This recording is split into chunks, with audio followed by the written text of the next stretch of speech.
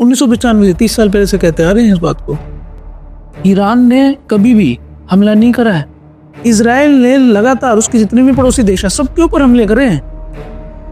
Iran ने तो एक ट्रीटी हुई थी, नॉन प्रोलिफरेशन ट्रीटी, इसके अंदर इस बात पर ईरान ने साइन कर दिए थे ये जो मिडिल ईस्ट है इसके अंदर किसी के भी पास न्यूक्लियर हथियार नहीं होंगे, लेकिन इजराइल ने साइन नहीं करे।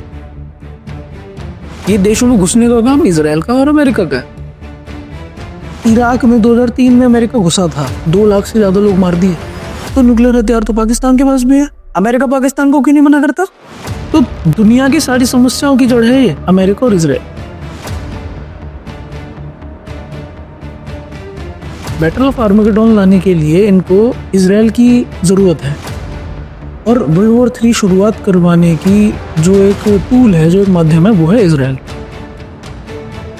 युद्ध के बाद जब पूरी बर्बाद हो जाए उसके बाद घुटनों पे आके फिर दुनिया ये पूछे कि भाई अब क्या करें। तो ये फिर दुनिया के सामने ये उपाय लेकर आए कि भाई अगर दुनिया में अलग अलग सरकारें रहेंगी तो युद्ध तो होंगे ही। तो अगर युद्धों को रोकना है तो पूरी दुनिया में एक ही सरकार होनी चाहिए, जिसे कहेंगे ये वन वर्ल्ड गवर्नमेंट।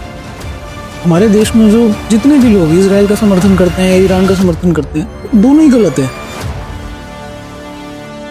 शिवांग जी, अगर दुनिया में कोई चर्चा आज चल रही है तो वह है ईरान और इजराइल वॉर की, और दिनों दिन ये वॉर बहुत ही भीषण होते जा रही है।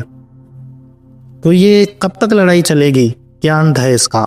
देखिए, जब हम ये सुनते हैं कि ईरान और इजराइल की लड़ाई हो रही है तो इसके अंदर जो मुख्य रूप से बात निकल के आती है वो ये निकल के आती है, इस समय इजराइल ने ईरान के ऊपर आक्रमण किया। जी ठीक है। जब आम लोग इस बात को देखते हैं तो लोग ये समझते हैं कि हाँ, ईरान और इजराइल की लड़ाई हो रही है तो दोनों आपस में लड़ रहे होंगे किसी बात पे।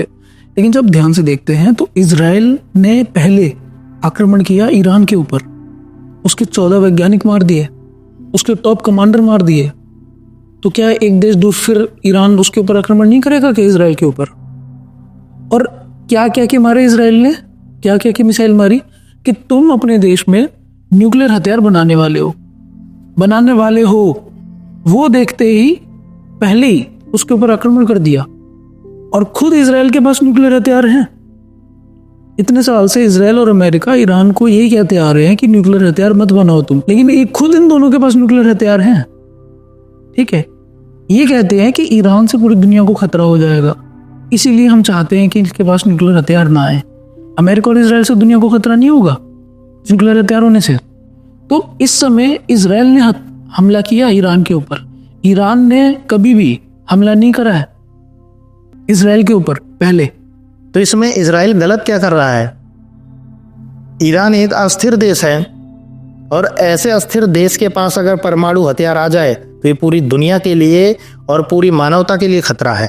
देखिए, ये जो बात आपने बोली, ये बात पूरी दुनिया में लोग करते हैं कि ईरान एक अस्थिर देश है। जी ठीक है, और हमारे देश में बहुत लोग इस बात को मानते हैं, सोचते हैं कि ईरान एक बिल्कुल अस्थिर देश है। ये जो एक प्रोपेगेंडा है ये पूरी दुनिया की मीडिया ने शुरू किया, अमेरिका की मीडिया ने शुरू करा। और उनका आज आप देखोगे जितने भी हमारे भारत के अंदर भी जितने मीडिया हाउस हैं वो बड़े बड़े पूंजीपतियों के हैं। ठीक है, बड़ी बड़ी कंपनी के मालिकों के मीडिया हाउस है। तो वो जो चाहते हैं वो मीडिया में चलवाते हैं। इसी तरीके से अमेरिका में और पूरी दुनिया में जितने भी बड़े बड़े मीडिया हाउस हैं वो स्वतंत्र नहीं है, उनके पीछे कोई ना कोई बड़े बड़े बिजनेसमैन बैठे हुए हैं, और ये बिजनेसमैन ही इन मीडिया हाउसेस को चलाते हैं। और इन्होंने ये प्रोपेगेंडा पूरी दुनिया में चलाया कि ईरान एक अस्थिर देश है, ईरान एक आतंकवादी देश है, ईरान के हाथ में अगर न्यूक्लियर पावर आ गई तो पूरी दुनिया को तबाह कर देगा। आप जब इस बात की सच्चाई में जाते हैं तो ये समझ आता है कि ईरान असलियत में एक शांतिप्रिय देश है। आज तक ईरान ने कभी भी अपने पड़ोसी देशों पर या किसी भी देश पर कोई आक्रमण नहीं किया है, कभी भी नहीं करा है। ठीक है, ये बात मैं नहीं कह रहा हूँ, ये बात CIA के एक पूर्व एजेंट थे, उससे जब ये बात पूछी गई थी तो वो उसने खुद ये बात बोली थी कि ईरान ने आज तक ऐसा कुछ किया ही नहीं है जिस वजह से हम उसको अस्थिर बोले। बल्कि उल्टा, इजराइल एक अस्थिर देश है।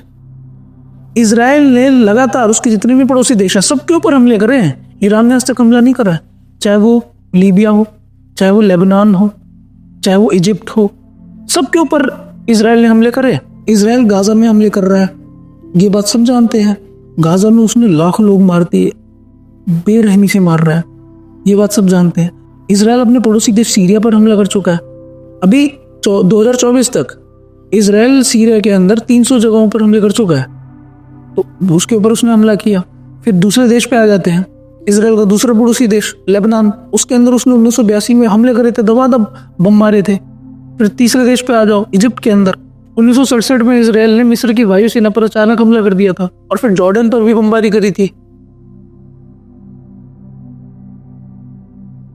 तो अगर अस्थिरता की बात देखी जाए तो ईरान से ज्यादा अस्थिर तो इसराइल है। अपने सारे पड़ोसी देशों पर हमला कर चुका है, ईरान ने आज तक हमला नहीं करा। और जो लोग ये बात बोलते हैं कि ईरान के पास परमाणु हथियार आ जाएगा तो अशांति फैल जाएगी, वो कहीं पर भी परमाणु बम मार देगा, इसको एक तरीके से देखा जाता है। इसराइल के पास परमाणु बम है, ईरान के पास भी परमाणु बम आ गया तो एक न्यूक्लियर डेटरेंस बन जाएगा। मतलब कि क्या होता है न्यूक्लियर डेटरेंस? आपके पास भी परमाणु हथियार है, मेरे पास भी है, तो फिर ये दो देश आपस में लड़ने से कतराते हैं। जब दो परमाणु ताकतें बन जाती हैं, समान ताकतें, तो फिर लड़ाई अपने आप कम हो जाती है, नहीं होती उतनी। आप इसका ही अंदाजा ले लीजिए, आपने शीत युद्ध का नाम सुना होगा, जो रूस और अमेरिका के बीच में शीत युद्ध हो रहा था, कोल्ड वॉर जिसे कहते हैं। ये कोल्ड वॉर हो क्यों रहा था? उससे पहले तगड़ा वॉर क्यों नहीं हुआ? वॉर इसलिए नहीं हुआ क्योंकि अमेरिका के पास न्यूक्लियर हथियार थे, फिर रूस ने भी न्यूक्लियर हथियार बना लिए थे। तो जब न्यूक्लियर हथियार बन गए तो अब सीधी लड़ाई में जा नहीं सकते, तो कोल्ड वॉर चल रहा था, शीत युद्ध चल रहा था। शीत युद्ध क्या था कि इनके एजेंट और इनके एजेंट आपस में एक दूसरे के देश में जाके एक दूसरे की सरकारों को गिराने के प्रयास में लगे हुए थे। रूस के एजेंट अमेरिका में थे, अमेरिका के एजेंट रूस में थे, तो दब छुप के पीछे से बात चल रही थी, सीधे सीधे युद्ध में नहीं आए थे। तो जब दो देशों के पास न्यूक्लियर ताकत आ जाती है तो न्यूक्लियर डिटरेंस बन जाता है। तो इससे तो मध्य पूर्व में शांति बन जाएगी। अगर ईरान के पास न्यूक्लियर हथियार आया तो शांति हो जाएगी अपने आप, लेकिन इसराइल ये नहीं चाहता। ईरान ने तो एक ट्रीटी हुई थी, नॉन प्रोलिफरेशन ट्रीटी, इसके अंदर इस बात पर ईरान ने साइन कर दिए थे कि ये जो मिडिल ईस्ट है इसके अंदर किसी के भी पास न्यूक्लियर हथियार नहीं होंगे। ईरान ने इसके ऊपर साइन कर दिए थे, लेकिन इसराइल ने साइन नहीं करे। क्यों नहीं करे? क्योंकि अगर इसराइल साइन कर देता तो फिर न्यूक्लियर हथियार का डर दिखा के ईरान के ऊपर कब्जा कैसे कर पाता? समझ रहे हो इस बात को? ईरान ने साइन कर दिए थे, ईरान ने कह दिया था कि ठीक है कोई नहीं रखेगा न्यूक्लियर हथियार। अब उसके अंदर इसराइल को अपने न्यूक्लियर हथियार छोड़ने पड़ते, छोड़ता तो फिर अपने पड़ोसी देशों पर कब्जा कैसे करता, उनको दबाता कैसे? तो ईरान तो कभी भी, जितने लोग बता रहे हैं कि अस्थिर देश है, एक इस्लामिक देश है, इसलिए कट्टरपंथी देश है, किसी के ऊपर भी आक्रमण कर देगा, लेकिन इतिहास कुछ और कहता है ईरान का। अस्थिर देश नहीं है। ईरान के अंदर अस्थिरता जितनी भी मचाई गई है आज तक, वो इसराइल ने मचाई है। ठीक है, ईरान ने बाहर किसी देश में स्थिरता नहीं मचाई, किसी और के ऊपर कोई आक्रमण नहीं करा है आज तक। अमेरिका के ऊपर कोई आक्रमण नहीं करा, इसराइल के ऊपर कोई आक्रमण नहीं करा। एक बार लड़ाई हुई थी ईरान की और इराक की, उस दोनों पड़ोसी देश हैं, इराक ईरान की लड़ाई हुई थी एक बार बस, तब भी इराक ने आक्रमण किया था ईरान के ऊपर, ईरान ने नहीं करा था। और इराक में कौन बैठा था? सद्दाम हुसैन। सद्दाम हुसैन कौन था? अमेरिकी CIA का एजेंट। तो अमेरिका ने आक्रमण करवाया था ईरान के ऊपर, तब ईरान की और इराक की लड़ाई हुई थी। आज तक ईरान ने कोई लड़ाई नहीं लड़ी है कि किसी भी देश में घुस गया और आक्रमण कर दिया। ये देशों में घुसने का काम इसराइल का और अमेरिका का है। तो ये चीज समझनी पड़ेगी कि अस्थिर असलियत में है कौन? ईरान नहीं अस्थिर, ठीक है, ये अस्थिर है अपना इसराइल जी, ठीक है। और ये इसराइल के आप इनको नेतन्याहू को सुनो, 1995 से ये बात कहते आ रहे कि ईरान बस कुछ महीने दूर है अपना न्यूक्लियर प्रोग्राम पूरा करने से। 1995 से 30 साल पहले से कहते आ रहे हैं इस बात को, ठीक है। और आज भी यही क्या आक्रमण कर दिया ईरान के ऊपर।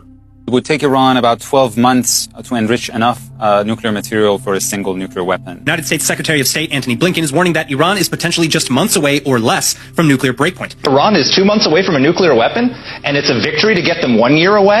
Iran could be less than a month away from building a nuclear weapon. Netanyahu has made 2 tough-talking TV appearances, saying that Iran is just months away from making a nuclear bomb. What is important to understand is that you have to dismantle the entire terror empire, and especially before its main practitioners, the terrorist states of Iran and Iraq, acquire nuclear weapons. And this, I think, has been a wake-up call from hell.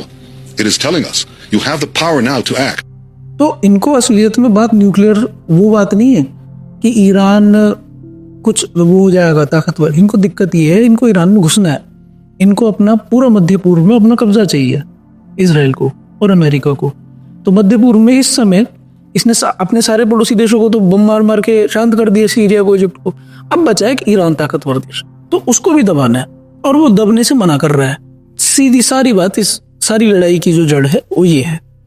ועם נפילת בשאר, לסוריה כבר לא צריך להיות כוח צבאי. סוריה, כמו ירדן, צריכה להיות כפופה לתל אביב. אנחנו יכולים להעיב את מלך ירדן בחדר השינה שלו בכל עת כדי לבצע את עבודתנו. דמשק חייבת להיות בשליטה מוחלטת של ישראל. तो ये जो America और Israel है ये चाहते हैं कि मध्य पूर्व में, मिडिल ईस्ट में, सारे में इनका कंट्रोल हो और कोई भी ऐसा देश ना हो जो इनके ऊपर आक्रमण कर सके, इजराइल को दबा सके। इसके लिए अमेरिका ने 2016 में इजराइल को $38 बिलियन का कर्ज दिया था। कर्ज भी नहीं, वो एक सहायता ही थी एक तरीके से, मतलब जो उसे ना लौटाना हो। ठीक है, 10 साल के लिए 10 साल का सैन्य बजट दिया था, सिर्फ सेना पे खर्च करो इतना रुपया। 38 बिलियन कितना होता है, इतने रुपए दिए थे। तो ये इजराइल जो जरा सा देश है, ईरान बहुत बड़ा देश है, ये ताकतवर हो कैसे रहा है? अमेरिका इसको ताकतवर कर रहा है। कैसे? पैसे से। पैसा देता है, हथियार देता है, एक से एक हथियार देता है। इस समय भी पूरी तरीके से खड़ा हो गया ना इसके साथ आके, इसराइल के साथ। ट्रंप ने बयान दे दिया ना कि इसराइल को सरेंडर करना पड़ेगा बिना किसी शर्त के। तो अमेरिका इसके पीछे खड़ा हुआ है एक बड़े भाई की तरह, तो इसलिए इसराइल इतना उछलता है। तो अमेरिका तो इसराइल के साथ आएगा ही, क्योंकि अमेरिका को भी खतरा है ईरान से, और अमेरिका शांति स्थापित करना चाहता है पूरी दुनिया में। तो जाहिर सी बात है इस वॉर में वह इसराइल का साथ देगा ही, तो उसमें गलत क्या है? शांति चाहता है अमेरिका, मतलब कि ये तो वही बात हो गई कि एक, मतलब कि दाऊद इब्राहिम ये बोले कि मैं भारत में शांति चाहता हूँ, हो गया। तो अगर आप देखोगे कि अमेरिका ये कहता है कि ईरान से हमें बहुत खतरा है, मतलब कि दुनिया में बस अमेरिका को ही पूरी दुनिया के देशों से खतरा है। पहले इराक में 2003 में अमेरिका घुसा था, ये बोल के घुसा था कि इराक के पास बहुत बड़े हथियार है, ठीक है, वेपन्स ऑफ मास डिस्ट्रक्शन मतलब कि बहुत सत्यानाश कर देंगे, न्यूक्लियर हथियार है इसके पास, इराक के पास। इसलिए हम चाहते हैं इराक को, हमें खतरा महसूस हो रहा है इराक से, इसलिए हम चाहते हैं कि हम इराक में घुस जाए, आक्रमण कर दे। इराक के अंदर घुस गए, 2 लाख से ज्यादा लोग मार दिए। 2 लाख कितने होते हैं? घुस के बमबारी। और फिर अंत में क्या हुआ? कोई वेपन्स ऑफ मास डिस्ट्रक्शन नहीं मिला अमेरिका को, वहां पे कोई हथियार नहीं मिले। और फिर जब अमेरिका से पूछा कि भाई तुम तो कह रहे हथियार है, क्या हुआ? हथियार तो मिले नहीं। तो बोले कि वो हमारी इंटेलिजेंस में थोड़ी गड़बड़ हो गई थी, हथियार तो नहीं मिले। हथियार नहीं मिले, 2 लाख लोग मार दिए उसके अंदर, बस इस बात को लेके घुस गए। जैसे आज इसराइल ईरान के ऊपर ये क्या हमला कर रहा है कि ये न्यूक्लियर हथियार बना लेंगे, यही बोल के अमेरिका घुसा था इराक में कि ये इनके पास वेपन्स ऑफ मास डिस्ट्रक्शन है, ये अमेरिका के लिए खतरा है, अमेरिका के अस्तित्व पर खतरा है। इराक के पास हथियार आ जाएंगे, उससे भारत को तो कोई खतरा नहीं है, रूस को कोई खतरा नहीं है, दुनिया के और किसी देश को, इतने सारे देश हैं दुनिया में, उनको किसी को खतरा नहीं। अमेरिका जो सबसे ताकतवर देश है उसको खतरा है सिर्फ। और ये बोल के घुस गए इराक के अंदर, इतने सारे लोग मार डाले। तो बात यह है कि अमेरिका को खतरा है इन सबसे, ठीक है, और खुद इसने जो न्यूक्लियर हथियार बना लिया उससे दुनिया को खतरा नहीं है, ठीक है। ये इराक और ईरान ऐसे जो देश हैं, इनके अंदर अमेरिका ने आज तक किया क्या? जब से अमेरिका ताकतवर हुआ है द्वितीय विश्व युद्ध के बाद से, तब से अमेरिका ने किया क्या है दुनिया के अंदर? अगर आप ध्यान से देखेंगे तो दुनिया के देशों के ऊपर बम मारे हैं और दुनिया के देशों की सत्ता पलटवाई है अपनी एजेंसी के माध्यम से, CIA के माध्यम से। इसके अलावा अमेरिका ने और कुछ नहीं करा, ठीक है। तो अमेरिका का अगर आप देखोगे कि इसने कितने देशों में हस्तक्षेप करा है, इराक और ईरान ने कितने देशों में करा, वो तो मैंने आपको बता दिया, ठीक है। ईरान ने कोई लड़ाई नहीं लड़ी है, इराक ने कोई लड़ाई नहीं लड़ी है।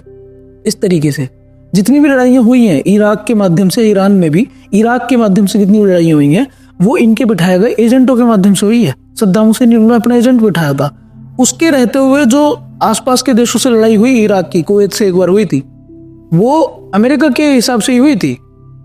इराक स्वतंत्र रूप से, ईरान स्वतंत्र रूप से, उन्होंने आज तक कभी लड़ाई नहीं करी है, शांति प्रिय लोग हैं वो, ठीक है। तो अमेरिका ने कहां हस्तक्षेप करा है वो देख लेते हैं कि अमेरिका को खतरा है, इसको क्या सब देशों से खतरा है? भारत, जब हमारा न्यूक्लियर प्रोग्राम चल रहा था, हमने भी अपना न्यूक्लियर प्रोग्राम चलाया था, तब भी अमेरिका तो हमसे भी दिक्कत थी, हमारे ऊपर सैंक्शन लगा दिए थे। जैसे ही अमेरिका को पता लगा कि भारत अपना न्यूक्लियर प्रोग्राम चला रहा है, हमारे पास सैंक्शंस लगा दिए, हमारे ऊपर टैरिफ लगा दी। हम कौन सा आतंकवादी देश थे? वो ये कहता है कि इराक और ईरान आतंकवादी देश हैं, इस्लामी कट्टरपंथी देश हैं, इसलिए हम इनको रोकना चाहते हैं। हमारे ऊपर क्यों सैंक्शन लगा रहा था? भारत कौन सा आतंकवादी देश है? और अगर हम ये देखें कि इसको न्यूक्लियर से इतनी दिक्कत है, न्यूक्लियर हथियार के होने से दिक्कत है, अगर अमेरिका को एक इस्लामिक देश के पास न्यूक्लियर हथियार होने से अमेरिका और इसराइल को दिक्कत है, तो न्यूक्लियर हथियार तो पाकिस्तान के पास भी है, पाकिस्तान के पास भी है। बिल्कुल। अमेरिका पाकिस्तान को क्यों नहीं मना करता? क्यों नहीं मना करता? पाकिस्तान का पूरा समर्थन करता है। अभी भी पाकिस्तान का समर्थन कर रहा था जब भारत और पाकिस्तान की लड़ाई हुई थी, तो पाकिस्तान का पूरा समर्थन करता है न्यूक्लियर हथियार होने पे। क्यों? इससे क्या समझ आता है हमें? पाकिस्तान अमेरिका के कहने में चलता है, कहने में चलता है, इसलिए पाकिस्तान से कोई दिक्कत नहीं है। ईरान जो पाकिस्तान से न्यूक्लियर हथियार नहीं है इसके पास, वो बस इतना सा है कि वो अमेरिका के कहने में नहीं चलता, इसलिए अमेरिका को उससे दिक्कत है। सीधी सी इतनी बात है, दादागिरी वाली बात है। अमेरिका कह रहा है मेरे हिसाब से चलना पड़ेगा, नहीं चलोगे तो पीटूंगा, बम मारूंगा, घुस जाऊंगा अंदर, तुम्हारे नेता को मार डालूंगा, लेकिन चलना मेरे हिसाब से पड़ेगा। ईरान उसके हिसाब से चल नहीं रहा।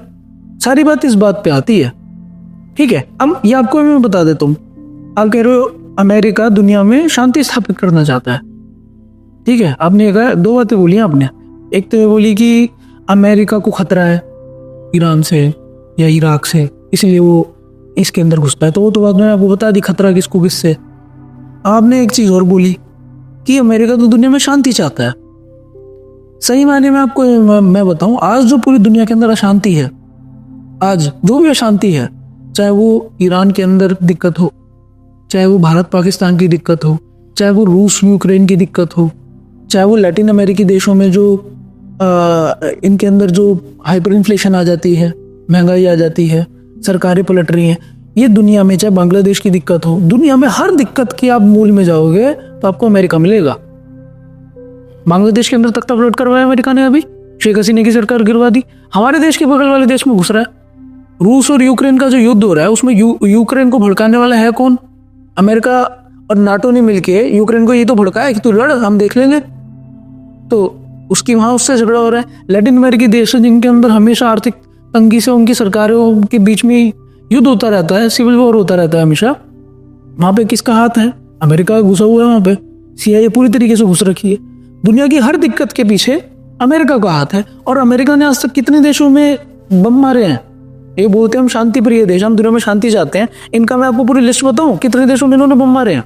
निकारागुआ में इन्होंने लड़ाई करी अमेरिका ने, अल साल्वाडोर में करी, पनामा में करी, ग्रेनेडा में करी, ठीक है, क्यूबा में करी, डोमिनिकन रिपब्लिक में इन्होंने बम मारे, ठीक है, ग्रेनाडा में मारे, सोमालिया में मारे, अफ्रीकी देशों में भी, सोमालिया में मारे, लीबिया में मारे, सूडान में मारे, मोंटेनीग्रो में मारे, बोस्निया में, कोसोवो में, सर्बिया में, सीरिया में, इराक में, कुवैत में, ठीक है, लेबनान में, अफगानिस्तान में घुसा हुआ था अमेरिका। हमारे बगल में एशिया में आके घुस रहा है, इतनी दूर दूर, जहां इसका कोई मतलब नहीं, अमेरिका का कोई मतलब नहीं, कि बस क्या कि अफगानिस्तान से हमें दिक्कत है, इतनी दूर बैठे इसको परेशानी हो जाती है, वहां आके लड़ रहा है। तो ऐसा कोई दुनिया में देश नहीं जहां पर इसने जाके घुस के बम ना मारे हो अमेरिका ने। वियतनाम का आपको युद्ध याद होगा, अमेरिका जब घुसा हुआ था वियतनाम में, बस ये क्या कि घुस गया था कि यहाँ पे कम्युनिस्ट सरकार है और उससे हमें दिक्कत है। तो दुनिया में हर चीज से इसको दिक्कत है अमेरिका को बस। तो शांति प्रिय, ये शांति है। इतने देशों में इसने तो ये बोलता है कि हम यहाँ पे लोकतंत्र स्थापित करने हैं, ऐसे ये लोकतंत्र स्थापित करा है इसने इतने देशों में, जितने देशों की लिस्ट मैंने आपको बता दी। आज इन देशों में, सब देशों में दिक्कत चल रही है, जिसमें अमेरिका घुसा है, जिस देश में उसने ये लोकतंत्र लाने की प्रयास करा है, उन सब देशों में आज दिक्कत चल रही है। किसी में आर्थिक दिक्कत चल रही है, किसी में आतंकवादी हैं, ठीक है। तो दुनिया की सारी समस्याओं की जड़ है ये अमेरिका और इजराइल। ये जितने भी देश मैंने आपको बताया, सब में अमेरिका घुसा। ईरान में क्या किया अमेरिका ने? 1953 में ईरान में एक बहुत अच्छे नेता आए चुन के, उनका नाम था मोहम्मद मोसादेक। मोसादेक ने क्या कहा, उससे पहले ब्रिटेन का, मोसादेक के आने से पहले ब्रिटेन जो था, ब्रिटेन का ईरान के जितने भी तेल के कुएं थे, जितनी भी तेल की रिफाइनरी थी, उन सब के ऊपर कब्जा था ब्रिटेन का, ठीक है। 1953 में मोसादेक ने क्या करा? मोसादेक ने सारे तेल के कुओं को नेशनलाइज कर दिया। ईरान के पास तेल की कमी नहीं है, बहुत है तेल। उन्होंने सारे तेल के कुओं को नेशनलाइज कर दिया। मतलब कि नेशनलाइज करने का मतलब क्या हुआ कि उस तेल के बेचने से जो मुनाफा होगा वो सारा ईरान का होगा, ब्रिटेन उसमें से नहीं लेके जाएगा। वरना ब्रिटेन की कंपनी उसमें से लूट रही थी ईरान को, बिल्कुल निर्मम तरीके से लूट रही थी। जितना तेल निकलता था सारा पैसा अपने पास लेके जाती थी। मोसादेक ने ये चीज मना कर दी। अब ब्रिटेन को और अमेरिका को ये चीज खल गई कि कैसे कर दिया, ईरान अपने तेल का अपने पास फायदा क्यों रखेगा, हम लेंगे फायदा। इन्होंने क्या करा, इन्होंने ऑपरेशन चलाया, एजेक्स नाम का ऑपरेशन चलाया। ब्रिटेन की खुफिया एजेंसी MI6 और CIA ने, अमेरिका की खुफिया एजेंसी, इन्होंने मोसादेक के खिलाफ ऐसी वहां पर हवा चलाई कि मोसाद तख्ता पलट कर दिया, मोसादेक को फेंक दिया सत्ता से। और वहां पे फिर अपना एक कठपुतली बैठा दी, Mohammad Reza Pahlavi. Reza Pahlavi बैठे वहां पे, वो बैठ गए, वो सारी कहने में चलते थे, पूरा अमेरिका के कहने में चलते थे, पूरा अमेरिका ने जो कह दिया बिल्कुल उसके हिसाब से चलते थे। तो उसको इन लोगों ने क्या बोला कि रजा पहलवी के समय ईरान में गोल्डन एज चल रही थी, अपने हिसाब से जो चल रहा था उसकी गोल्डन एज कह दिया। उसके अंदर ये ईरान, इनको कोई दिक्कत नहीं, ईरान इनकी किसी बात से नकारता नहीं था। ईरान की जितनी तेल कंपनियां थी वो फिर से अमेरिका और ब्रिटेन के पास उसका फायदा लेती थी, फिर ईरान के सारे तेल का। तो जब तक मौज आ रही थी तब तक तो बढ़िया था। फिर क्या हुआ, रजा पहलवी को हटा के ईरान में हो गई इस्लामिक क्रांति। आयतुल्लाह खुमैनी आ गए, आयतुल्लाह खुमैनी आए मेरे ख्याल में 79 के आसपास, 1979 के आसपास आयतुल्लाह खुमैनी सत्ता में आ गए। उसने इस्लामिक क्रांति करी और वो सत्ता में आ गए। फिर इसको हटा दिया रजा पहलवी को। उसके बाद से इन्होंने क्या करा, फिर आयतुल्लाह खुमैनी ने, इन्होंने फिर से वो सारी चीजें दोबारा वापस कर दी कि ईरान की चीजें ईरान में ही रहेंगी। और सबसे बड़ी एक जो इन्होंने बात करी इन लोगों ने, वो ये करी कि ईरान अपना तेल डॉलर में नहीं बेचेगा। सबसे बड़ी दिक्कत यही है अमेरिका को, पूरी दुनिया के सारे देशों से। अगर कोई भी देश ये कहता है कि हम डॉलर में व्यापार नहीं करेंगे तो अमेरिका को दिक्कत है। अभी कुछ दिन पहले ही जब ब्रिक्स की बात ज्यादा चल रही थी तो अमेरिका ने बोला था अगर भारत ब्रिक्स में चालू करेगा, भारत अगर ब्रिक्स को दोबारा से, तो सैंक्शन के लिए तैयार रहे। तो इनका अपने विदेश मंत्री जो है जयशंकर ने तुरंत बयान दिया था एकदम, अरे हम ब्रिक्स की बात नहीं कर रहे थे, हम तो बस ऐसी आपस में बातचीत कर रहे थे तो ब्रिक्स की बात निकल आई थी, हम कोई डॉलर को छोड़ने वाले नहीं है। ये बयान दे रहे थे एस जयशंकर, जो जिनके स्टेटस आता है ना बड़ा बड़ा कि इसको धमका दिया, उसको धमका दिया, विदेशी पत्रकार को ये जवाब दे दिया, वो जवाब दे दिया, तो इनकी डिग्गी बन जाती है अमेरिका के सामने। First of all, I don't think there's any policy on our part to replace the dollar. As I said, at the end of the day, the dollar as the reserve currency is the source of international economic stability. ठीक है, तो ये धमकाता है America पूरी दुनिया के सब देशों को।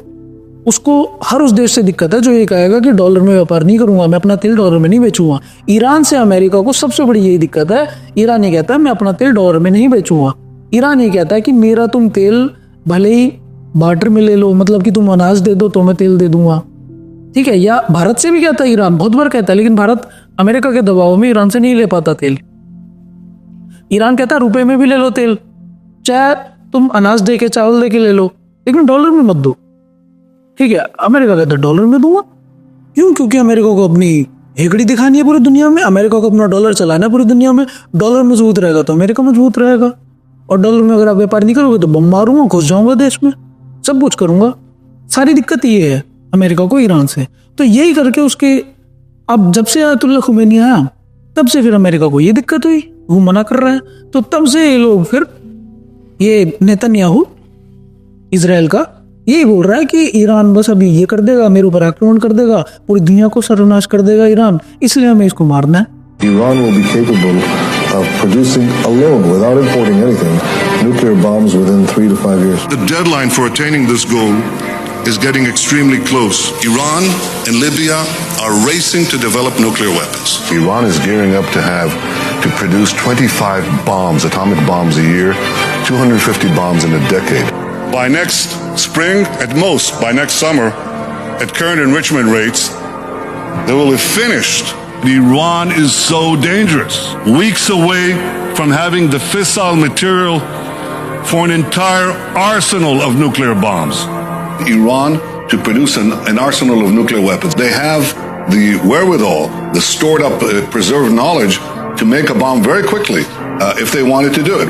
Iran could produce a nuclear weapon in a very short time. It could be within a few months. असली वजह नहीं बताएंगे कि असली वजह क्या है ईरान को खत्म करने की, ईरान के ऊपर आक्रमण करने की। असली वजह है कि ईरान इनकी बातों में नहीं चलता। ठीक है, जिस दिन पाकिस्तान चलना बंद कर देगा, जिस दिन एक दिन पाकिस्तान बोल के देखिए बात कि हम डॉलर को नहीं मानते, अगले दिन पाकिस्तान आतंकवादी देश घोषित, अगले दिन भारत बोल के देखे कि हम डॉलर को नहीं मान रहे, आज से अभी से हम डॉलर को मानना बंद करते हैं। उसके अगले दिन से ही अमेरिका, उसी समय अमेरिका ही बोल देगा तुम्हारे पास सैंक्शन है और हर तरीके के इल्जाम लगाएगा। फिर कुछ नहीं पता, भारत को घोषित कर दिया आतंकवादी देश। ठीक है, तो दिक्कत ये है इसकी अमेरिका की, सिर्फ ईरान से बात नहीं है और बहुत देशों, नॉर्थ कोरिया से क्या झगड़ा है, नॉर्थ कोरिया से भी यही बात। नॉर्थ कोरिया मना करता है इन चीज़ों के लिए। नॉर्थ कोरिया कहता है कि मैं डॉलर में नहीं व्यापार करूंगा, अंतर्राष्ट्रीय व्यापार डॉलर में नहीं करूंगा और तुम्हारे हिसाब से नहीं चलूंगा मैं। तो नॉर्थ कोरिया से लड़ाई है अमेरिका की बस। ठीक है, वरना और क्या है, नॉर्थ कोरिया किसी को दिक्कत करता है क्या? आज तक पूरी दुनिया में कहीं पर भी किसी भी देश को नॉर्थ कोरिया दिक्कत करता है क्या? नॉर्थ कोरिया के पास भी न्यूक्लियर हथियार है, लेकिन क्या उसने किसी के ऊपर भी ऐसी मार दिया क्या हथियार, न्यूक्लियर हथियार? कहीं पर भी बम फोड़ दिया या किसी भी देश में मिसाइल फेंक दिया मारी? लेकिन अमेरिका को ये बताता है दुनिया को कि मुझे डर लग रहा है इससे, इसलिए अब अमेरिकन नॉर्थ कोरिया पे क्यों नहीं कर पाता आक्रमण? क्योंकि उसके पास न्यूक्लियर हथियार है, जिसे मैं कह रहा था न्यूक्लियर डिटरेंस। यही अगर न्यूक्लियर हथियार ईरान पे आ गए तो इजराइल फिर आक्रमण नहीं कर पाएगा ईरान के ऊपर, जब मन चाहे, जब मर्जी। सोचना पड़ेगा अभी इस बार लड़ने से पहले। तो ये नहीं चाहते इजराइल कि बेरोक टोक हमारी ताकत हो, कोई ना है सामने, अमेरिका और इजराइल, इसलिए चाहते हैं कि वो अपना न्यूक्लियर हथियार ना बना ले। तो अमेरिका ने ऐसा कोई देश नहीं छोड़ा। ठीक है, इराक के अंदर ही क्या क्या घुस गया था, लीबिया की बताता हूँ, मिडिल ईस्ट में एक देश है लीबिया के अंदर एक आदमी मुअम्मर गद्दाफी ने क्या करा था? गद्दाफी अपने देश, एक देशभक्त आदमी, उसने अपने देश में एजुकेशन फ्री कर दी, हेल्थ केयर फ्री कर दिया, नए जो जोड़ा एक जिसकी शादी होती थी नए जोड़े की, उस जोड़े को इसमें शादी में ही उसको एक घर देता था। ठीक है, और मेरे ख्याल में 20 लाख के आसपास रुपए भी देता था नए नवविवाहित जोड़े को। ठीक है, और सारा उसने विदेश पढ़ने जाने के लिए वो देता था हर बच्चे को, जिसकी 12वीं पास हो गई उसको विदेश में पढ़ने जाने के लिए मदद करती थी सरकार, हर तरीके की सुविधा, मतलब कि जितना जो कुछ, वो साउथ अफ्रीका का सबसे विकसित देश बना दिया था मुअम्मर गद्दाफी ने। और लेकिन उससे एक गलती क्या हुई गद्दाफी से गलती हुई, गद्दाफी ने बोला कि मैं डॉलर को नहीं मानूंगा अंतर्राष्ट्रीय व्यापार में, मैं सोने को मानूंगा, मैं सोने से व्यापार करूंगा। एक गलती कर दी बस उसने। क्या करा अमेरिका ने तख्ता पलट कर दिया, गद्दाफी को निकाल के। आप अगर देखोगे तो गद्दाफी को सड़कों पे भगा के कत्ल कर दिया, उसका CIA ने करवाया था, पूरा सारा मरवा दिया। उसके बाद फिर अपनी कठपुतलियां बिठाई, आज कोई दिक्कत नहीं अमेरिका को लीबिया से, जब से अपनी कठपुतलियां बैठ रही है तब से कोई दिक्कत नहीं है फिर, ना इसराइल को ना अमेरिका को। ये चाहते हैं ईरान में, सेम यही चीज चाहते हैं बिल्कुल। जिस दिन अपनी कठपुतली उठा देंगे उस दिन ही ईरान से कोई दिक्कत नहीं होगी, फिर चाहे वो न्यूक्लियर हथियार भी बना ले। कितनी चीजें गिनाऊं मैं आपको।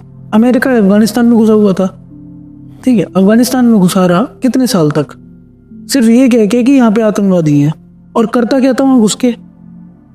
ठीक है, वहां पे घुस के 2 लाख से ऊपर लोगों को मारा, 2,20,000 के आसपास का एक आंकड़ा है, जितने साल अमेरिका वहां पे रहा अफगानिस्तान में। ठीक है, इतने लोगों को इसने निर्मम हत्या करी वहां पे अफगानिस्तान के अंदर। तो मिडिल ईस्ट के में आज जितनी भी अशांति है वो सब उसके पीछे है कौन? इजराइल और अमेरिका। आज इजराइल को सऊदी अरब से कोई दिक्कत नहीं है, असर है तो वो भी इस्लामिक देश, तुर्की से कोई दिक्कत नहीं है तो वो भी इस्लामिक देश। ठीक है, इनको असली दिक्कत है जो बात में नहीं चल रहा। तुर्की और सऊदी अरब इनकी बात में चलते हैं अमेरिका की, इसलिए इन्हें कोई दिक्कत नहीं है उनसे, इन्हें इस्लाम से कोई दिक्कत नहीं है। ठीक है, ये नेतन्याहू या इजराइल की ये दिखाते हैं कि हमें इस्लाम से दिक्कत है, हमें कट्टरपन से दिक्कत है। कट्टरपन आज तक ईरान ने क्या कट्टरपना दिखाया, या इराक ने भी क्या कट्टरपना दिखाया? ठीक है, तो इन्हें उससे कोई दिक्कत नहीं है, पाकिस्तान से कोई दिक्कत नहीं, तुर्की से नहीं, सऊदी अरब से कोई दिक्कत नहीं है इन्हें। जबकि पाकिस्तान से उससे कट्टरपंथी देश और कौन सा है? पाकिस्तान आए जब हमारे देश में आतंकवादी भेजता है, उससे अमेरिका को कोई दिक्कत नहीं है। आतंकवादी बनाने की फैक्ट्री है पाकिस्तान, लेकिन उससे कोई दिक्कत नहीं है इन्हें। उस देश के पास न्यूक्लियर हथियार, कोई दिक्कत नहीं। ईरान से दिक्कत है क्योंकि बात नहीं मान रहा। आप ये देखोगे दुनिया में जितना भी आतंकवाद है सब अमेरिका की वजह से है। मतलब कि अब विडंबना ये देखो कि जो ISIS एक संगठन था, आपने सुना होगा, आतंकवादी संगठन ISIS, उसको किसने बनाया था? अमेरिका ने बनाया था। क्यों बनाया? अमेरिका ने बनाया था उन्हें शिया लड़ाकों से लड़ने के लिए। ठीक है, कि शिया लड़ाकों से लड़ना है तो एक संगठन बनाना पड़ेगा, आतंकवादी संगठन। ये बात पब्लिक नहीं है, ये बात लेकिन सब जानते हैं कि ISIS को अमेरिका नहीं बनाया था। शिया लड़ाके कौन थे जिनसे लड़ने के लिए ISIS बनाया गया? शिया लड़ाके वो थे जिन्हें अमेरिका ने खुद हथियार पकड़ाए थे एक टाइम पहले सद्दाम हुसैन से लड़ने के लिए। ठीक है, अब सद्दाम हुसैन कौन?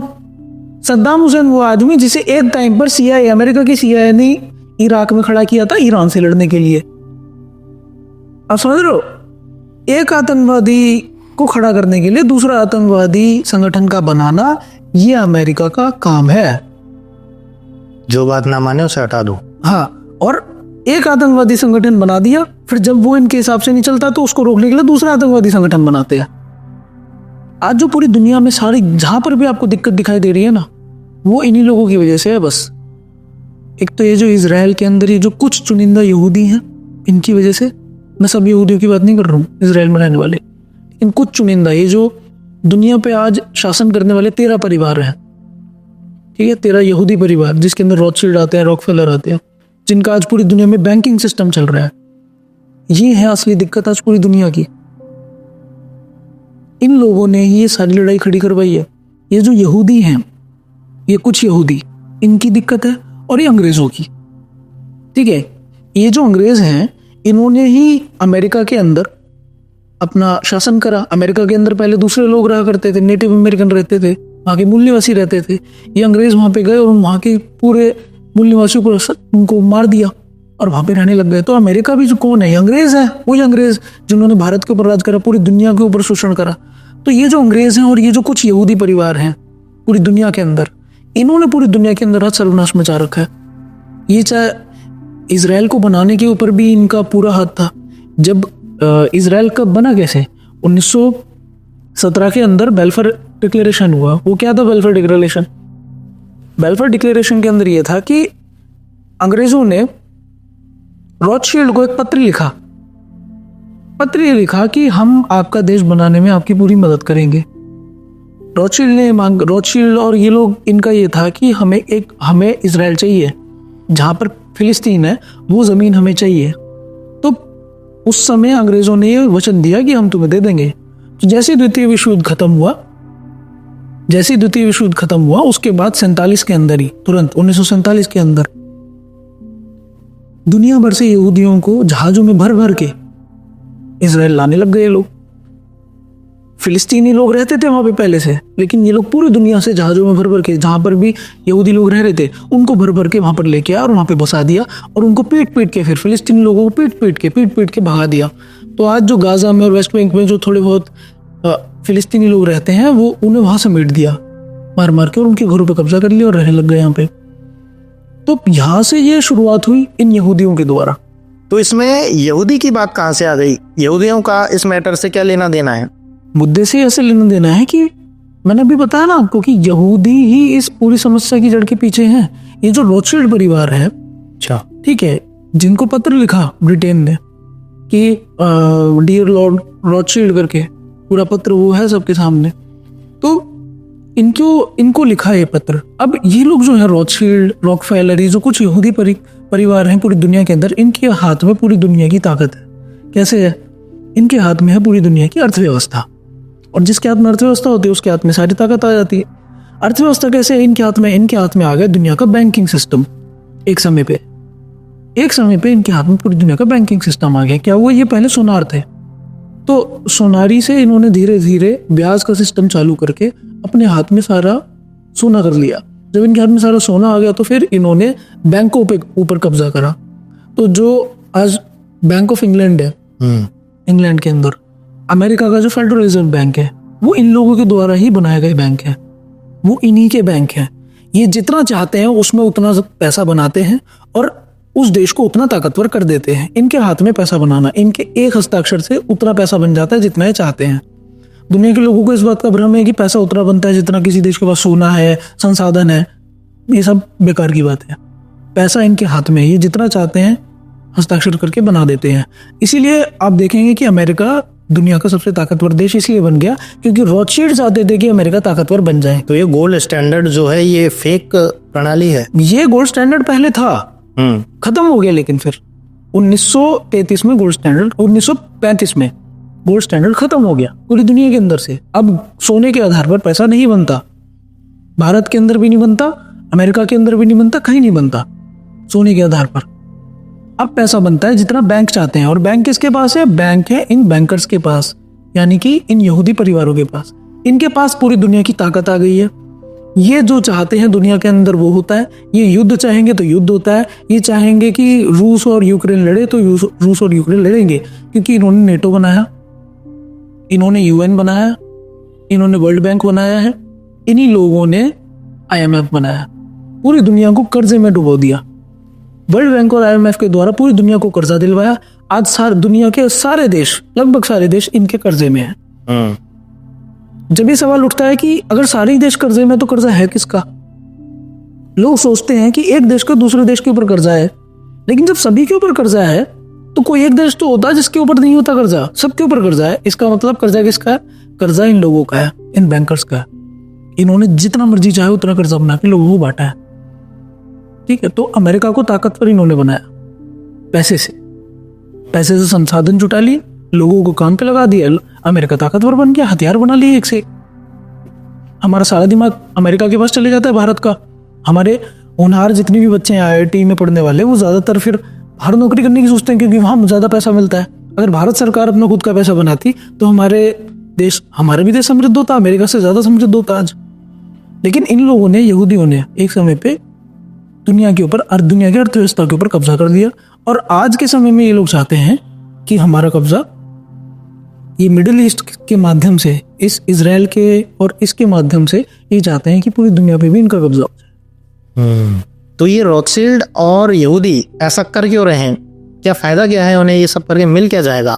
इनका देखिए मकसद ये है कि दुनिया के अंदर इस समय पे हो वर्ल्ड वॉर 3। ये लोग ये चाहते हैं। और वर्ल्ड वॉर 3 शुरुआत करवाने की जो एक टूल है, जो एक माध्यम है, वो है इजराइल। ये बहुत पहले की भविष्यवाणी है, इसको बैटल ऑफ आर्मेगेडोन बोलते हैं। बैटल ऑफ आर्मेगेडोन लाने के लिए इनको इजराइल की जरूरत है। इजराइल इसको शुरू करेगा, ये बहुत पहले की भविष्यवाणी है।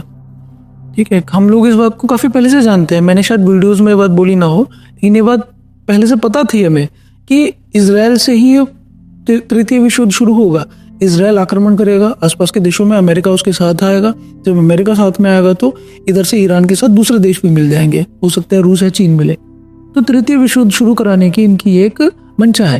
अभी तृतीय विश्व युद्ध क्यों चाहते हैं ये लोग? तृतीय विश्व युद्ध इसलिए चाहते हैं कि एक समय फिर इतनी शांति फैले देश में, इस युद्ध के बाद पूरी दुनिया में सब जगह युद्ध हो। ये जो नाटो बनाया इन्होंने रूस को रोकने के लिए, उससे भी युद्ध हो रहा है यूक्रेन और रूस में। इधर ये लोग इसी वाला युद्ध चालू करेंगे।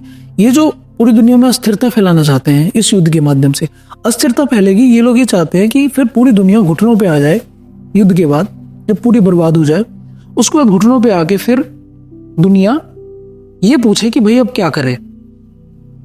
तो ये फिर दुनिया के सामने ये उपाय लेकर आए कि भाई अगर दुनिया में अलग अलग सरकारें रहेंगी तो युद्ध तो होंगे ही।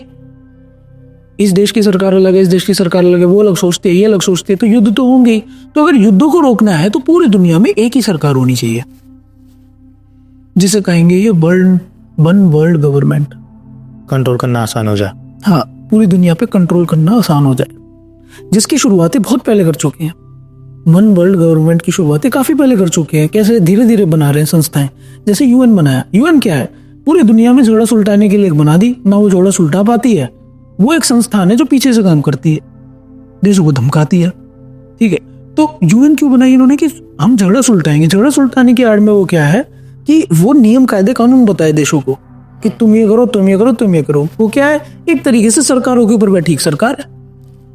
सुन रहे हैं? यूएन बना दी इन लोगों ने। यूएन इन्हीं लोगों ने बनाया, जो बैंकर जिन्हें मैं बता रहा हूँ, इन्हीं लोगों ने बनाया, यूएन बनाया। उसके बाद इन्होंने फिर एक हेल्थ से संबंधित एक संस्थान बनाई, क्या? WHO, world health organisation. World health organisation क्या करेगी? वो पूरी दुनिया के देशों को ये बताएगी कि तुम्हें हेल्थ कैसी रखनी है। देश खुद नहीं सोच सकते इस बारे में। एक स्वतंत्र देश, उसे अपने देश के लोगों की सेहत कैसी रखनी है या क्या नीति कायदे कानून है, वो नहीं सोच सकते, नहीं।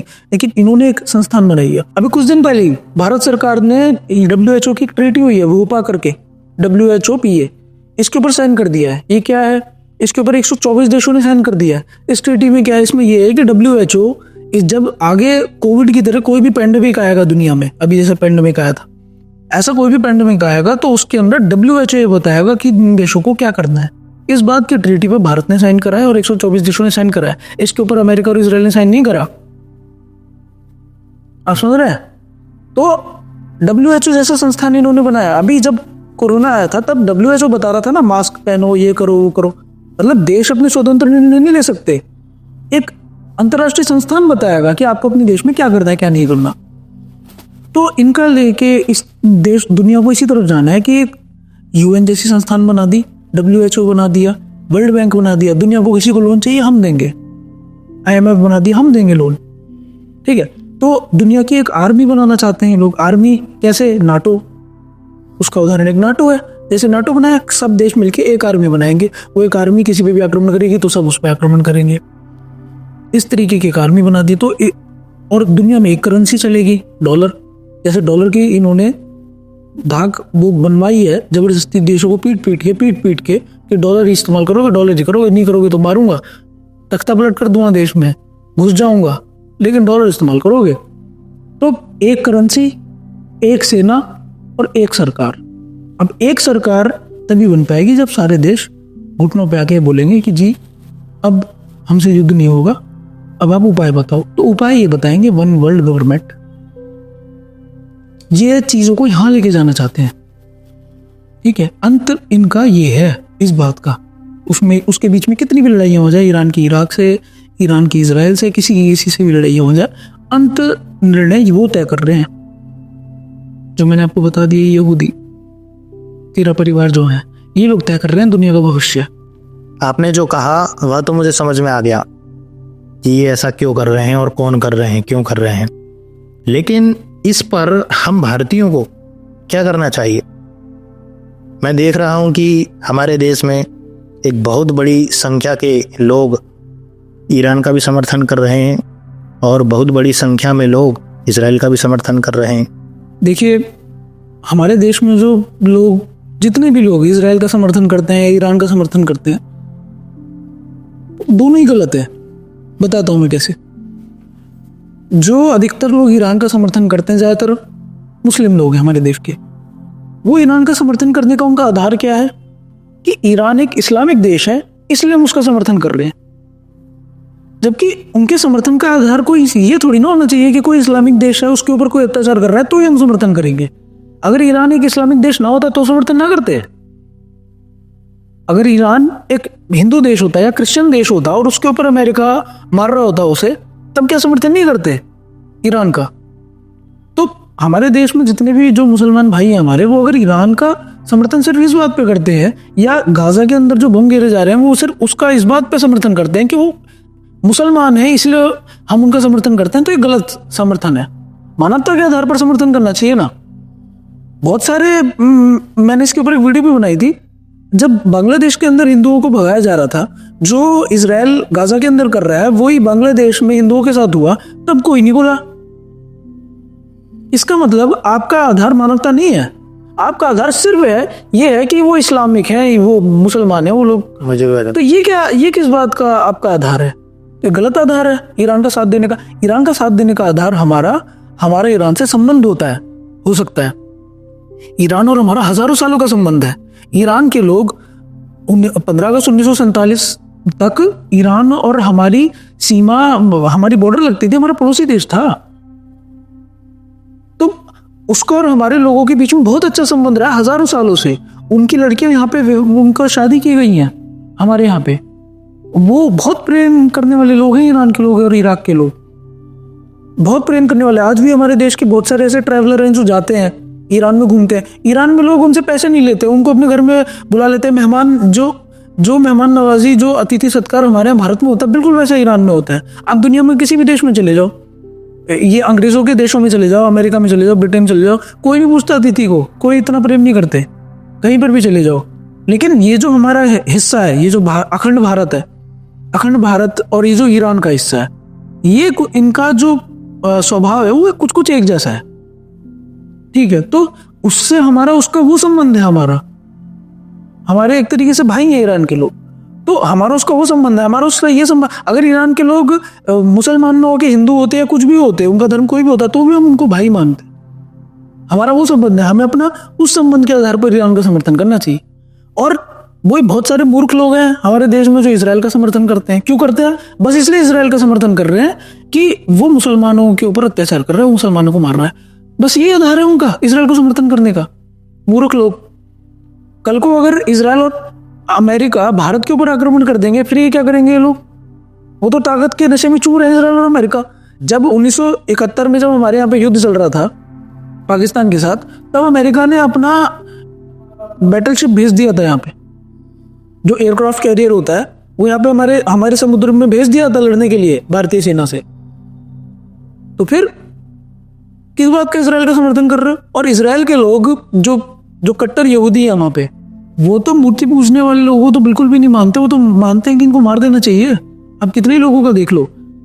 You have 6 billion idol worshippers who makes God angry every second of their life. Indian, Chinese, Japanese, Tibet, Nepal, Thailand, so many. India alone is 500 million. Hindus, Buddhists, and Christian, at least 6.5 billion people are idol worshippers that according to the Torah do not have the right to live. Idol worshipper goy, it's death penalty. जो यहूदी रब्बाई हैं उनसे आप पूछो कि मूर्ति पूजक कैसे हैं, तो वो तो कहते हैं इनको मार देना चाहिए, नहीं जी इन लोगों को जीवित नहीं छोड़ना। तो बहुत कट्टरपंथी सोच के लोग हैं ये। असलियत में अगर कोई हिंदू जाके उनसे जो जितने उनका समर्थन कर रहे हैं, असलियत में अगर किसी यहूदी से मिल लिए, कट्टर यहूदी से, ये अगले दिन से पूछेंगे भी नहीं फिर उन्हें। कट्टरता अगर इन्होंने देख ली उनकी तो इनका क्या आधार है उसको समर्थन करने का? इजराइल को क्या आधार? हमारा कोई संपर्क नहीं उससे। हमारा संपर्क ईरान से, हमारा संबंध ईरान के लोगों से है। इजराइल जैसे देश से हमारा कोई संबंध नहीं है, या अरब से हमारा कोई संबंध नहीं है। वहां पे फिलिस्तीनी भी जो रहते थे वो अरबी मुसलमान थे, उनका भारतीय मुसलमानों से क्या लेना देना? सऊदी अरब में या फिलिस्तीन में भी जो मुसलमान थे वो अरबी मुसलमान थे, अरब से हमारा वो संबंध नहीं है। तो भारतीय मुसलमानों को उनके लिए ऐसी चिंता क्यों है? मानवता के आधार पर वो मुझे समझ आता है। तो दोनों ही रूप में गलत है। हमें इनका दोनों को किसी को समर्थन नहीं करना चाहिए। हमारा आधार हमारा ये होना चाहिए कि ईरान हमारा एक बहुत अच्छा संबंध वाला देश रहा है। उसने कभी हमारे ऊपर आक्रमण नहीं करा। इतिहास में जितने भी हमारे भारत के ऊपर आक्रमण हुए, जितने भी आए, अब्दाली आया या घोरी आया, ईरानी नहीं थे ये लोग, तुर्की थे। ईरान ने हमारे ऊपर कभी आक्रमण नहीं करा, ईरानी मूल के लोगों ने, ठीक है। तो ईरान से हमारा बहुत अच्छा संपर्क है, बहुत अच्छा संबंध है। तो उस आधार पे हमें ईरान का समर्थन करना चाहिए। अत्याचार हो रहा है एक तरीके से, जो इन्होंने उसमें जो अमेरिका ने जितने भी मध्य पूर्वी दूसरे देशों में करा है, वो अब ईरान के साथ भी होने वाला है। हो सकता है तख्ता पलट हो जाए, हो सकता है इनके नेता कोई मार दे। तो उस आधार पे हमें ईरान का समर्थन करना चाहिए और भारत सरकार को भी स्टैंड लेना चाहिए। भारत सरकार हमेशा न्यूट्रल रहती है। न्यूट्रल एक कमजोर आदमी रहता है। आप हमेशा देख लेना, कहीं पर भी आप स्कूल में रहे हो, कॉलेज में रहे हो, आपने देखा होगा जो मजबूत होगा वो एक स्टैंड लेगा, लेकिन एक जो कमजोर आदमी होगा वो न्यूट्रल रहेगा। कमजोर आदमी न्यूट्रल रहेगा कि नहीं ना मैं इनकी तरफ हूं ना मैं इनकी तरफ हूं। अच्छा शिवांग जी, एक वर्ग ऐसा भी है जो इसीलिए इजराइल का समर्थन करता है इन दोनों एजेंडों से अलग, कि हमारा मित्र देश है, इसने विपरीत परिस्थितियों में हमारी सहायता की थी, इस पर्पज से भी करते हैं। तो उसके बारे में देखिए, विपरीत परिस्थितियों में जो सहायता करने वाली बात है वो अभी देखिए, जब पाकिस्तान से लड़ाई हुई भारत की, तो उसके अंदर भी इजराइल इस चीज का समर्थन हमेशा इसलिए कर देता है क्योंकि जब वो ये काम करे तो उसका समर्थन दूसरे देश भी करे। जब हमारी पाकिस्तान से भी लड़ाई हुई तो इसराइल ने भारत का समर्थन किया था कि भारत ये काम कर रहा है, भारत पाकिस्तान के ऊपर जो मार रहा है वो अच्छी बात है, आतंकवादियों को मारना चाहिए। इसराइल का ये करने का, समर्थन करने का जो आधार है, उसका आधार ये है कि जब मैं करूंगा तो मुझे कोई ना बोले, फिर भारत जैसे देश या कोई भी देश, उसका आधार वो है। वो लंबी सोच रहा है, वो इस भावनाओं में नहीं है कि भारत हमारा मित्र है इसलिए हमें उसका समर्थन करना है। ठीक है, इजराइल और अमेरिका को एक ही समझो आप, एक ही है। अमेरिका हमेशा हमसे उल्टा चलता आया है। आप थोड़ा सा भारत, अगर आज भारत कमजोर है इसलिए लोग कुछ नहीं कह रहे हैं, सच बता रहा हूं मैं। रूस से क्यों लड़ाई है अमेरिका की? क्योंकि रूस ताकतवर हो गया, बात नहीं मानता अमेरिका की। चीन से क्यों लड़ाई है? कि चीन ताकतवर हो गया, बात नहीं मानता। भारत से लड़ाई क्यों नहीं है ऐसी अभी सीधी अमेरिका की? क्योंकि भारत अभी उस लेवल पे नहीं पहुंचा जहां पे चीन और रूस हैं। ताकत के मामले में, अर्थव्यवस्था के मामले में, जिस दिन भारत चीन और रूस के बराबर हो जाएगा और अमेरिका की बात मानना बंद कर देगा, उस दिन अमेरिका और भारत का भी वही संबंध होगा जो आज अमेरिका और चीन का और अमेरिका और रूस का है। आप समझ रहे हो?